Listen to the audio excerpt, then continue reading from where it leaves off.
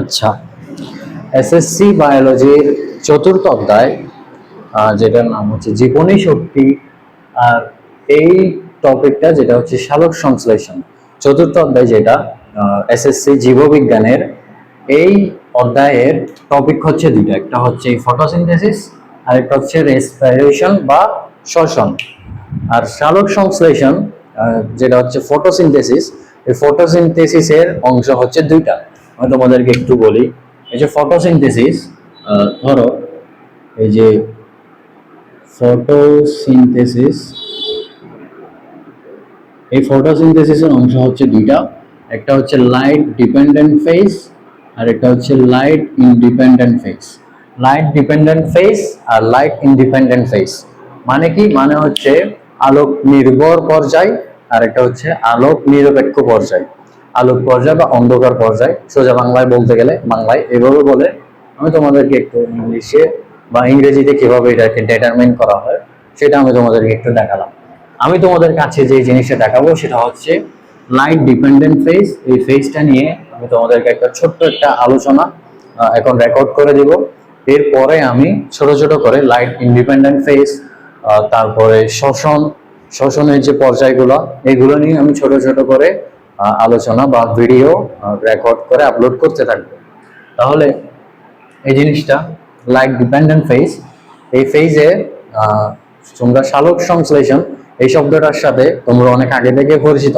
সালোক সংশ্লেষণ কি? সালোক সংশ্লেষণ হচ্ছে উদ্ভিদ পানির সাহায্যে মাটি থেকে মূল রঙের সাহায্যে যে পানি সে পাতা পর্যন্ত নিয়ে যায়, সেই পাতার পানি এবং বাতাসের কার্বন ডাই অক্সাইডের সাহায্যে যে শর্করা বা গ্লুকোজ তৈরি করে, যেই জিনিসটা হচ্ছে আমাদের সকলের বা সকল প্রাণীকুলের বা সকল জীবকুলের খাদ্য গ্লুকোজ, সেই গ্লুকোজটা তৈরি করা হচ্ছে উদ্ভিদ।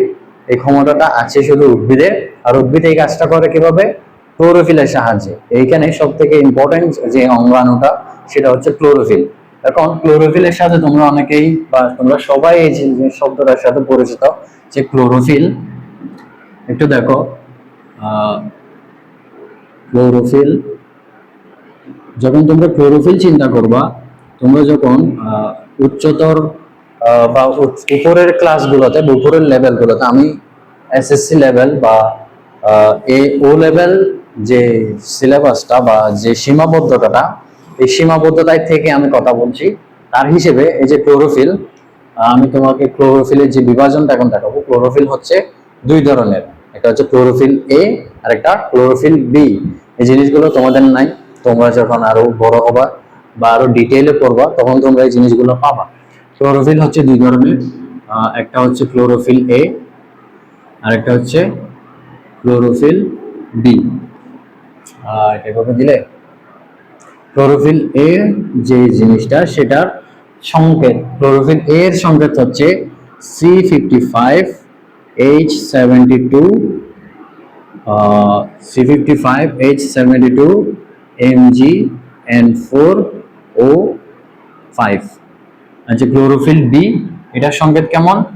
C55H70 MgN4O5। O5 না, ক্লোরোফিল বি এর ক্ষেত্রে O6 হয়। ঠিক আছে? এই জিনিসগুলো দেখো, তোমাদের কাছে অনেক জটিল মনে হতে পারে, কিন্তু এই জিনিসগুলো এতটাই সুন্দর। যখন তোমরা আরো ডিটেইলে পড়বা বা যখন তোমরা এই জিনিসগুলো নিয়ে বিস্তারিত যখন পড়াশোনা করবে, তখন এই জিনিসটা নিয়ে আমি আর মাথা না ঘামাই, আমি তোমাকে দেখাই ক্লোরোফিল। এই ক্লোরোফিলটা থাকে কোথায়? তোমরা যদি একটা পাতার আণুবীক্ষণিক যে ভিউ বা জুম আউট করে, যদি জুম ইন করে যদি তুমি একটা পাতাকে দেখতে চাও, তুমি পাতার মধ্যে কি পাবা? তুমি যখন একটা পাতাকে জুম করে দেখবা, তখন তুমি দেখবে যে পাতার মধ্যে সবার উপরে এরকম একটা লেয়ার আছে, যেটা হচ্ছে কিউটিকল। ঠিক আছে? এটা কি? এটা হচ্ছে কিউটিকল। কিউটিকলের লেয়ার, এই কিউটিকলের লেয়ারের নিচে এই রকমের কিছু কোষ দেখতে পাবা। তোমরা কেউ ভয় পেও না, এগুলো আমি এমনি দেখাচ্ছি, এগুলো তোমাদের জন্য অতটা ইম্পর্টেন্ট না, আমি শুধু তোমাদেরকে জানানোর জন্য দেখাচ্ছি। এই যে কিউটিকল, কিউটিকলের নিচে এই যে অংশটা, এটা হচ্ছে প্যালিসেড প্যারেনকাইমা। Palisade parenchyma. আর প্যালিসেড প্যারেনকাইমার নিচে যে কোষগুলো থাকে, সেগুলো হচ্ছে এই যে এই ধরনের কিছু কোষ থাকবে, যেগুলো হচ্ছে স্পঞ্জি প্যারেনকাইমা। শব্দগুলো একটু শুনে রাখো, তোমাদের আপাতত এই জিনিসগুলো তোমাদের লাগবে না।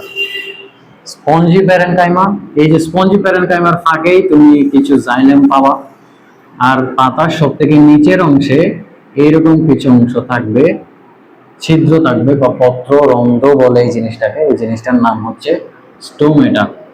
ঠিক আছে, স্টোমেটা বা পত্ররন্ধ্র, যেটার সাহায্যে পাতার ভেতরে বাতাস, কার্বন ডাই অক্সাইড প্রবেশ করে আর অক্সিজেন বের হয়। এই কাজগুলা স্টোমেটার সাহায্যে হয়ে থাকে। স্টোমেটার সাহায্যে তোমরা আরো বিস্তারিত যখন পড়বো তখন জানবা যে স্টোমেটার সাহায্যে কিন্তু প্রস্বেদন হয়। ঠিক আছে, এই যে স্টোমেটা, রাখো এই জিনিসগুলো। এই যে প্যালিসেড প্যারেনকাইমা, এইখানে দেখবা যে এইভাবে বিক্ষিপ্ত আকারে ক্লোরোফিল গুলা থাকবে। এই যে ক্লোরোফিল, এই ক্লোরোফিল গুলা প্যালিসেড প্যারেনকাইমার মধ্যে থাকবে। এই ক্লোরোফিল হচ্ছে সেই ক্লোরোফিল, যে ক্লোরোফিল আসলে এই যে সালোক সংশ্লেষণের মূল উপাদান বা যার সাহায্যে সালোক সংশ্লেষণটা হয়ে থাকে। আমি তোমাদেরকে বিক্রিয়াটা একটু দেখাই, যে সালোক সংশ্লেষণে যে গ্লুকোজ তৈরির যে বিক্রিয়াটা, এই বিক্রিয়াটা কেমন আমি তোমাদেরকে একটু দেখাই, একটু দেখো। এই বিক্রিয়াটা হচ্ছে সালোক সংশ্লেষণের বিক্রিয়া। তোমরা এটা জানো, তোমরা জানো যে কার্বন ডাই অক্সাইড যেটা বাতাস থেকে আছে, আর তার সাথে যুক্ত হয় পানি, যুক্ত হয়। আর এখানে এই কাজটা বা এই বিক্রিয়াটা বা প্রক্রিয়াটা হয় কিসের উপস্থিতিতে? পাতার যে ক্লোরোফিল, পাতার যে ক্লোরোফিল, এই ক্লোরোফিলের সাহায্যে সূর্যের আলো, এই যে সূর্যের আলো থেকে যে জিনিসটা সানলাইট, সরাসরি সানলাইট বলা যায়, কিন্তু সানলাইটের একটা বিশেষ উপাদান বা এনার্জি, যে এনার্জিটার নাম হচ্ছে ফোটন। এই ফোটন ইউজ করে কিন্তু তোমাদের যে পাতা বা উদ্ভিদ খাদ্য তৈরি করে। এটা হচ্ছে ফোটন। ক্লোরোফিলের উপস্থিতিতে, ফোটনের উপস্থিতিতে ক্লোরোফিলের সাহায্যে যে শর্করাটা তৈরি হয়, 6 কার্বন বিশিষ্ট শর্করা, সেটার নাম হচ্ছে C6H12O6। আর তার সাথে বাই প্রোডাক্ট হিসেবে আসবে অক্সিজেন আর পানি। এবং তুমি এটাকে যদি ব্যালেন্স করো তাহলে তুমি দেখবা 6 অণু কার্বন ডাই অক্সাইড, 6 অণু কার্বন ডাই অক্সাইড বিক্রিয়া করবে 12 অণু পানির সাথে, বিক্রিয়া করে 1 অণু গ্লুকোজ, 6 অণু অক্সিজেন আর 6 অণু পানি উৎপন্ন করবে বাই প্রোডাক্ট হিসেবে। এখন আমি তোমাদেরকে দেখাই যে এই যে সালোক সংশ্লেষণ, এই সালোক সংশ্লেষণের লাইট ডিপেন্ডেন্ট ফেজ যেটা, সেটা নিয়ে আমি তোমাদেরকে আলোচনা করব। লাইট ডিপেন্ডেন্ট ফেজ, এই লাইট ডিপেন্ডেন্ট ফেজ নিয়ে আমি তোমাদের সাথে আলোচনা করব। লাইট ডিপেন্ডেন্ট ফেজের ক্ষেত্রে ধরো একটা চিত্র, আমি তোমাদেরকে একটা চিত্র দেখাবো। চিত্রটা তোমরা যদি পরীক্ষার খাতায় চিত্রটা সুন্দর মতো এঁকে দিতে পারো বা চিত্র দিয়ে ব্যাখ্যা দিতে পারো, এর কোনো অল্টারনেটিভ আসলে নাই। বায়োলজিতে যদি তুমি ফুল মার্কস পেতে চাও তাহলে তোমাকে চিত্র আঁকাতেই হবে, বায়োলজির জন্য চিত্র মাস্ট। এই যে দেখো, এটা যদি তুমি একটা পাতা চিন্তা করো, এই যে একটা পাতা যদি তুমি চিন্তা করো, এই পাতার ধরো পানি, পাতায় অবস্থিত পানি, এই পানিটা বিভাজন হবে।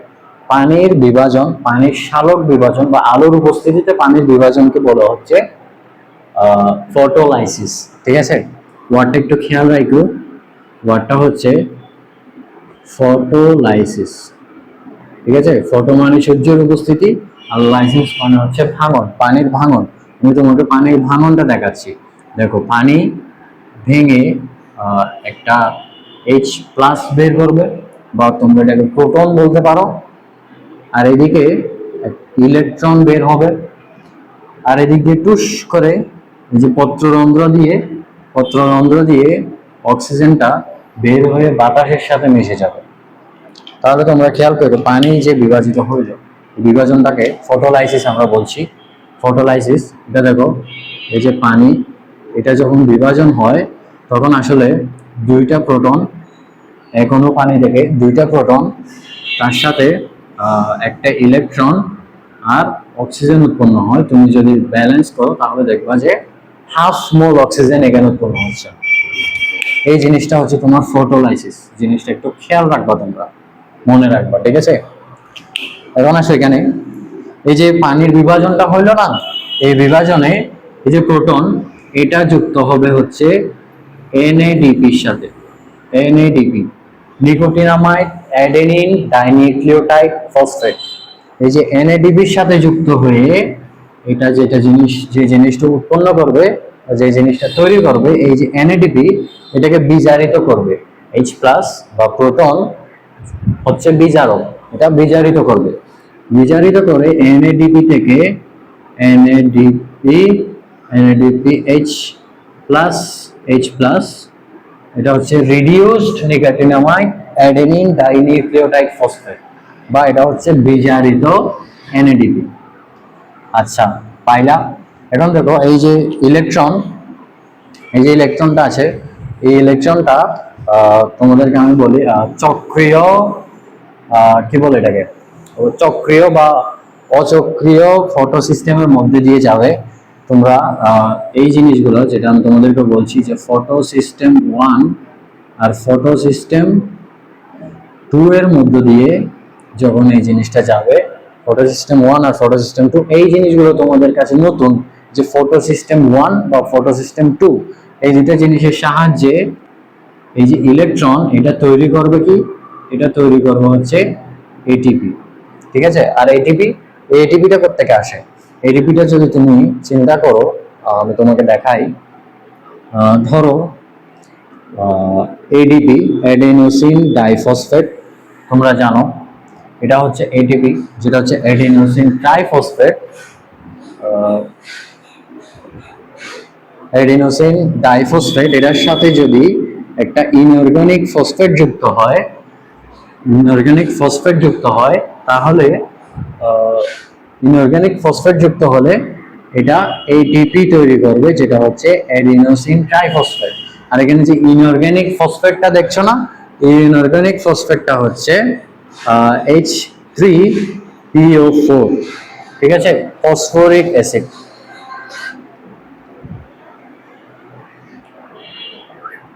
এই যে ফসফরিক অ্যাসিড, এটা হচ্ছে এডিপি থেকে এটিপি তৈরি করবে, ঠিক আছে? আচ্ছা, এখন আসো এই যে এটিপি আর NADPH2, এখানে তোমাদেরকে মনে রাখতে হবে যে এই পুরো প্রক্রিয়াটা কিন্তু সূর্যের আলোর উপস্থিতিতেই হবে।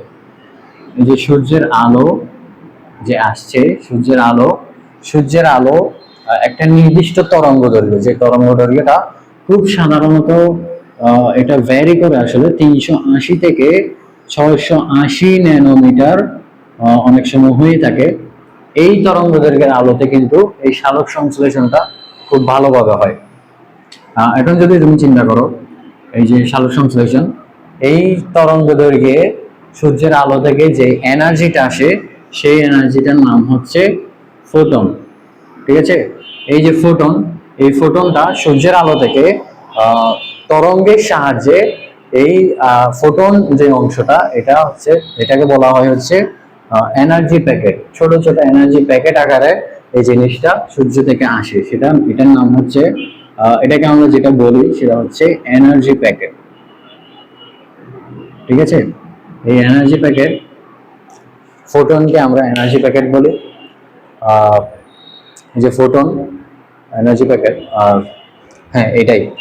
সো দেখো, এখন যদি আমি তোমাদেরকে আরো কিছু বলতে চাই, আর বাকি জিনিসগুলা, এই NADP H প্লাস বিজারিত NADP আর ATP যে তৈরি হলো, এই দুইটা জিনিস হচ্ছে প্রোডাক্ট। এই দুইটা প্রোডাক্ট ব্যবহার হবে কখন? যখন এই বিক্রিয়াটা অন্ধকার পর্যায়ে চলে যাবে। অন্ধকার পর্যায়ে শক্তি হিসেবে এই দুইটা জিনিস ব্যবহৃত হবে। এই যে NADP H প্লাস বিজারিত NADP আর তার সাথে ATP, এই দুইটা জিনিসকে একসাথে যেটা বলে সেটা হচ্ছে অ্যাসিমিলেটরি পাওয়ার,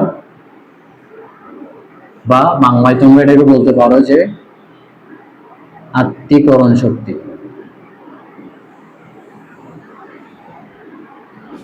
এই যে আত্তীকরণ শক্তি বা অ্যাসিমিলেটরি পাওয়ার, এই যে এনএডিপি আর এটিপি, এই জিনিসগুলো ব্যবহৃত হবে কোথায়? অন্ধকার পর্যায়ে। কারণ অন্ধকার পর্যায়ে যেহেতু সূর্যের আলো থাকবে না, সেহেতু শক্তি কিন্তু ফোটনের সাহায্যে উৎপন্ন হবে না, কিন্তু সেই শক্তি পাবে কোথা থেকে? অ্যাসিমিলেটরি পাওয়ার বা আত্তীকরণ শক্তি ব্যবহার করে কিন্তু অন্ধকার পর্যায়ের বিক্রিয়াগুলো সম্পন্ন হবে। এই যে লাইনটা তোমাদেরকে যেটা আমি দেখাইছি, এই যে হেক্সোস গ্লুকোজ, গ্লুকোজ হচ্ছে 6 কার্বন বিশিষ্ট শর্করা, যেটাকে বলা হয় হেক্সোস। এটা যদি 5 কার্বন বিশিষ্ট শর্করা হয় তখন এটাকে বলে পেন্টোজ, আর যদি 4 কার্বন বিশিষ্ট হইতো তাহলে সেটাকে বলা হতো পেট্রোজ, বা 7 কার্বন হলে হেপ্টোজ, এরকম জিনিসগুলো হয়। এই যে বিক্রিয়াটা, এটা অনেক সহজে আমি লিখে ফেলেছি না, কিন্তু এই জিনিসটা হচ্ছে অনেক ডিপ, বা অনেক এনজাইম, কোএনজাইম এখানে ব্যবহৃত হয়। যেমন ধরো এই যে NADPH H+, হ্যাঁ, এই যে NADP এটা হচ্ছে কোএনজাইম, ঠিক আছে, এনজাইম না, এটা হচ্ছে কোএনজাইম। আচ্ছা ঠিক আছে, বুঝতে পেরেছো? এই টপিকটা এতটুকুই। এরপরে আমি তোমাদের জন্য এটার যে অন্ধকার পর্যায়, ওই পর্যায় সেটা, ওই অংশটা নিয়ে আমি তোমাদের জন্য একটা কন্টেন্ট আপলোড করার চেষ্টা করব।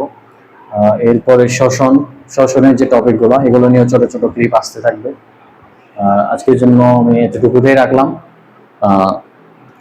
আসসালামু আলাইকুম।